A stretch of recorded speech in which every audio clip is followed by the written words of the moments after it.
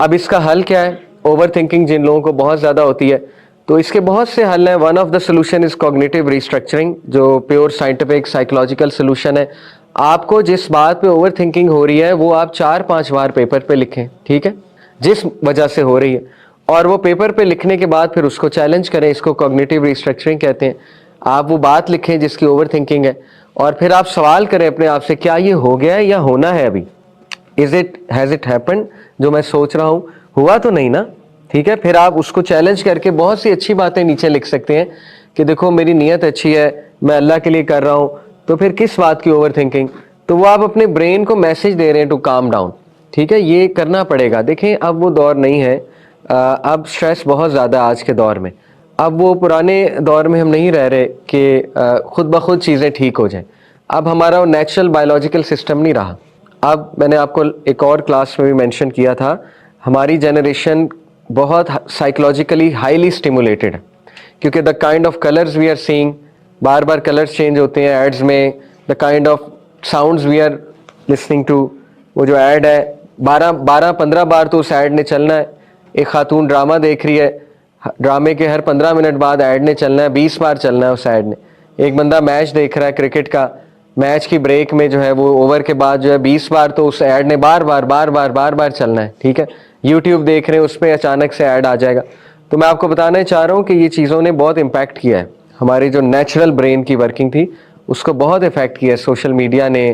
یہ ہمارے جو بہت ہی، اب میوزک جو ہے وہ بہت خطرناک ہے آج کا میوزک. ٹھیک ہے، وہ بہت ہائی ڈوپامین میوزک ہے. آج آپ دیکھیں انڈیا کے گانے اٹھا لیں، اس کی بیٹ آپ دیکھ لیں، پھر وہ ہر بندے کو بیٹ پسند ہے، ہر بندے کو ہائی بیس پسند. پھر ڈیک لگا کے جب بندہ سنتا ہے یا ایئر پوڈ پہ سنتا ہے یا پھر ہیڈ فون پہ سنتا ہے تو کیا حشر ہوتا ہوگا اس کا برین کا. ہماری جنریشن کو پھر بہت زیادہ سٹریس مینجمنٹ آنی چاہیے، کیونکہ ہمارا سٹریس بہت ہائی ہے.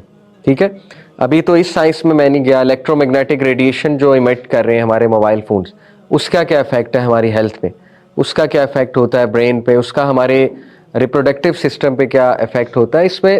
اس کو کانسپیریسی تھیوری کوئی کہہ سکتا ہے، لیکن اس میں بہت بات اب ہونے لگی ہے. ٹھیک ہے، بہت سی چیزیں ہمارے ارد گرد ہیں. We are surrounded by so much electromagnetic radiation, آپ سوچ بھی نہیں سکتے. ہر قسم کی گاما رے، ایکس رے، الٹرا وائلٹ، ٹھیک ہے، کتنی ہمارے ارد گرد ویو لینتھس اور فریکوینسیز ہیں ہم امیجن بھی نہیں کر سکتے.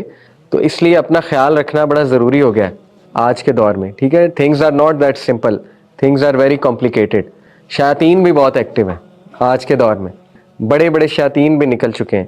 جتنی برائی ہوگی اتنے شیاطین نکلیں گے نا، سیدھی سی بات ہے، یہ تو رول ہے. جتنی برائی ایک جگہ پھیلتی جائے گی تو شیاطین کا الگ مقصد ہے وسوسے ڈالنے کا. ٹھیک ہے، تو اس لیے ایسے ٹاپکس پہ بات ہونی چاہیے کہ وی نیڈ ٹو نو انشاءاللہ کہ ہم اپنا خیال کیسے رکھیں. بہرحال بات کہیں اور چلی گئی. میں آپ کو یہ ایکسپیریمنٹ سے یہ ثابت کر رہا تھا کہ یو نیڈ ٹو نو کہ کبھی وجہ کوئی نہیں ہوتی.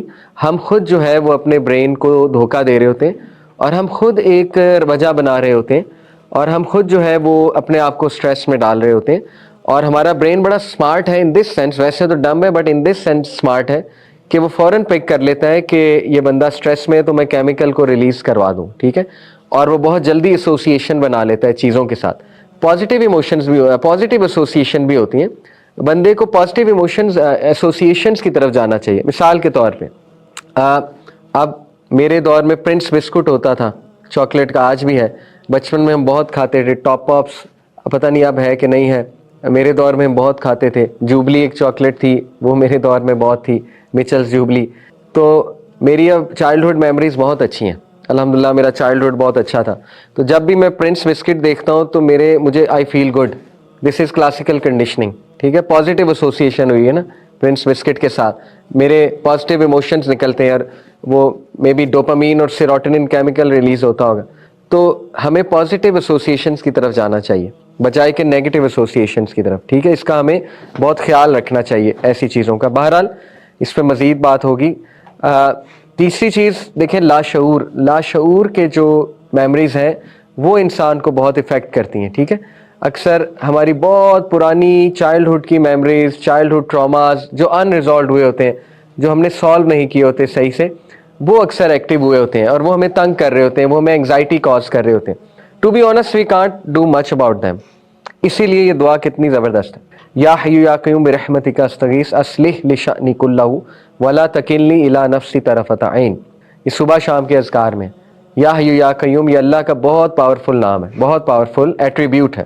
یا حی یا قیوم برحمتک استغیث کہ اللہ مجھ پہ رحم کر, اصلح لشأنی کلہ میرے تمام کے تمام کاموں کی اصلاح فرما دے, ولا تکلنی الی نفسی طرفۃ عین اور مجھے میرے نفس کے حوالے ایک پلک جھپکنے کے مومنٹ کے بھی نہ کیجو, یعنی do not leave me to my نفس even for the blink of an آئی.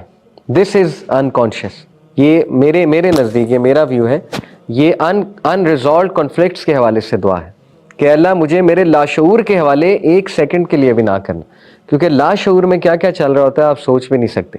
ٹھیک ہے, لاشعور آپ کے کنٹرول میں نہیں ہے.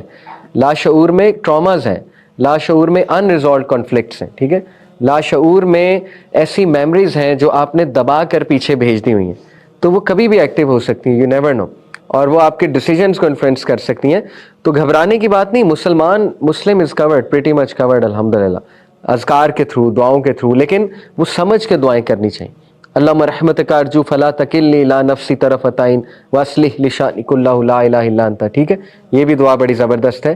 تو یہ بھی سمجھنا آپ کے لیے ضروری ہے کہ آپ کا لاشعور ہے اور اس میں کچھ انریزالوڈ کانفلکٹس ہوتے ہیں جو آپ ایکسیپٹ نہیں کر رہے ہوتے, ان کو سالو کرنا ضروری ہے. میں آپ کو مثال دیتا ہوں, کئی اسٹوڈنٹس ہیں ان کو پینک اٹیک, انگزائٹی ہو رہی ہوتی ہے, اب وہ قبول نہیں کرنا چاہ رہے ہوتے وہ کیوں ہو رہی ہے, وہ اس چیز کو لاشعور میں بھیجتے جاتے ہیں اور وہ چیز تنگ کرتی جاتی ہے, حالانکہ وہ کہتے ہیں ریزن کوئی نہیں, پتہ نہیں مجھے کیوں ہو رہا ہے. اب دیکھیں, آپ نے ایک بچے کو بلا وجہ سوسائٹی کے اس میں آ کر چارٹرڈ اکاؤنٹنسی میں ڈال دیا. اس بیچارے کا نہ دماغ ہے نہ اس کا ٹیلنٹ ہے. پوٹینشیل ہوتا ہے ہر ایک کا, ناٹ ٹو ڈیگریڈ, پوٹینشیل ہی نہیں ہے. وہ تو وہاں جا کے اتنا پہاڑ جتنا سٹریس لے گا اور اس سے پڑھا ہی نہیں جا رہا, تو اس کی پرسنالٹی بھی ڈیمیج ہوگی, اسے انگزائٹی بھی ہوگی. اب وہ مان نہیں رہا, اس کا انکار کیا جا رہا ہے, he is not talking it out with the parents کہ I can't do it. Parents نب کریں گے, پیرنٹس ڈانٹ دیں گے. ٹھیک ہے, تو وہ کیا کرے ایٹ دی اینڈ, پھر اس کو لاشعور میں بھیجنا پڑے گا نا یہ والا کانفلکٹ, اور پھر وہ لاشعور میں جب کنفلکٹ جائے گا اس کی پرسنالٹی مزید ڈیمیج ہوگی, وہ پھر کل کو باہر آئے گی, کسی اور فیز آف لائف میں باہر آئے گی.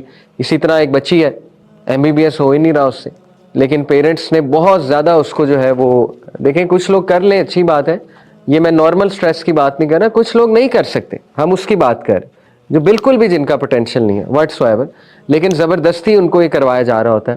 اگین ان کی پرسنالٹی بہت ڈیمیج ہوتی ہے, کل کو وہ انریزالوڈ کنفلکٹ بعد میں باہر آتا ہے جا کے. ٹھیک ہے, وہ ایکسپلوڈ کر جاتے ہیں ایک دم سے.